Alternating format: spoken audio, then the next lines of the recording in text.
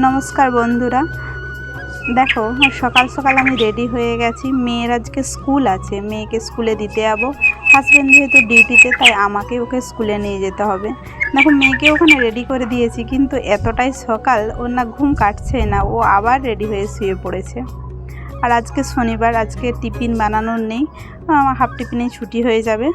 তো চলো এখন মেয়েকে দিয়ে আসি। শুভ সকাল আমার প্রিয় বন্ধুরা, আমি পল্লবী। আমার ব্লগ চ্যানেলের সবাইকে জানাই অনেক অনেক স্বাগতম আর আমার অনেক অনেক ভালোবাসা। দেখো সকাল সকাল বাড়ি ঘরের অবস্থা দেখেছো কতটা অপরিষ্কার হয়ে আছে। এখানে দেখো আমি বানিয়ে নিয়েছি একটু বেগুন ভাজা, হাজব্যান্ডকে মুড়ি দেব তার জন্যই বানিয়েছি। তারপর দেখো আমি সমস্ত কাজবাজ সেরে স্নান সেরে নিয়েছি, নিয়ে এখন পুজো দেব। তার আগে একটু সিঁদুরটা লাগিয়ে নিচ্ছি। এখন অনেকটাই সকালের পর অনেকটাই দেরি হয়ে গেছে, আর মেয়েকে স্কুল থেকে নিয়েও চলে আসা হয়েছে, হাজব্যান্ডই নিয়ে আসছে। এখন মেয়ের স্কুল না অনেকটাই সকালে, আমি ভাবি যে একটু সকাল সকাল উঠে পড়বো, উঠে বাড়ি ঘর আগে পরিষ্কার করে নেব, তারপর মেয়েকে রেডি করাবো স্কুলের জন্য। কিন্তু আমি না এতটাই ঘুম যেন কাটতেই চায় না। তাই মাঝে মাঝে ভাবি যে এতটা শখের বাড়িটা আজ আমার জন্য এই অবস্থা, এত নোংরা হয়ে থাকে সকালে। তারপর মেয়েকে স্কুলে দিয়ে আসে, আমি ঘর দুয়ার পরিষ্কার করে নিই, কিন্তু সকালেই পারি না আর কি। তারপর দেখো এখানে একবারে পুজো দিতে চলে আসছি, ঠাকুরের বাসন সব ধুয়ে নিয়ে চলে আসছিলাম আগেই।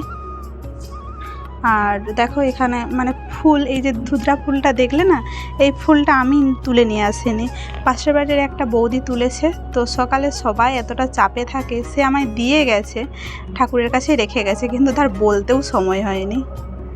আর দেখো এখানে তারপর চলে আসছি, আমিও খাওয়া দাওয়া করে নিয়েছি আর রান্না করতে। দেখেছো আজকে রান্না করব সেই সামুদ্রিক মরুলা মাছগুলো হয় না, ওই মাছগুলো।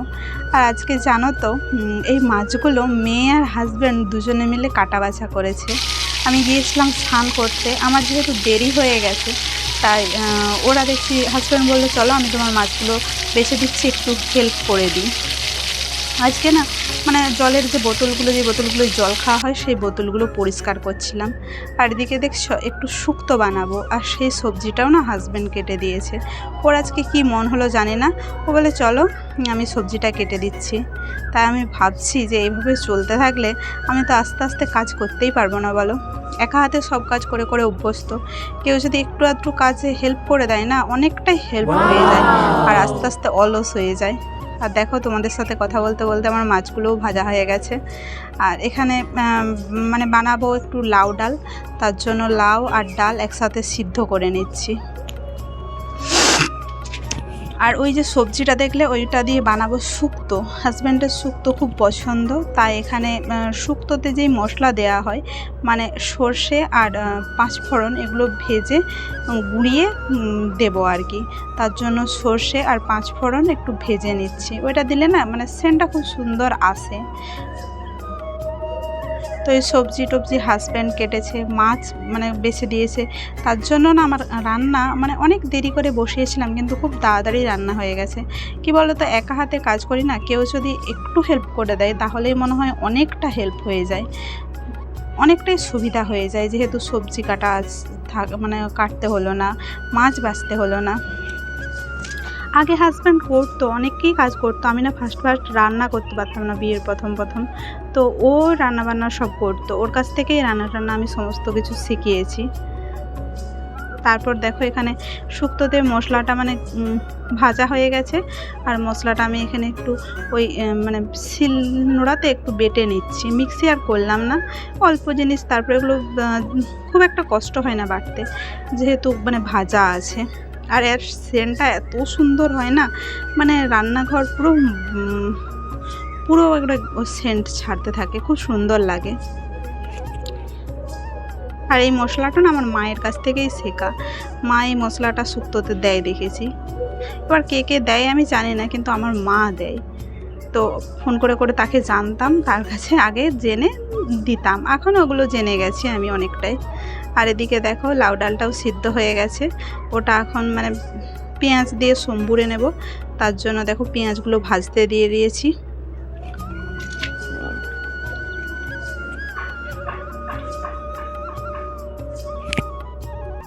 হাজব্যান্ডের না মানে ডিউটি আছে, ওর মানে দুপুরে ডিউটি আছে, ও খেয়ে দিয়ে ডিউটি যাবে, তার জন্য একটু তাড়াতাড়ি করে রান্না বান্না করছিলাম। এদিকে দেখো মানে পেঁয়াজগুলো আমার ভাজা হয়ে গেছে, তারপরে ডালটা দিয়ে দিলাম। আর এই ডালটা না মানে খেতে কতটা ভালো লাগে জানি না, কিন্তু খুব উপকার হয় এই গরমের দিনে, আরও বেশি উপকার হয়। তারপরে আমার হাজব্যান্ডের এইসব ডাল টাল খুব ভীষণ পছন্দ।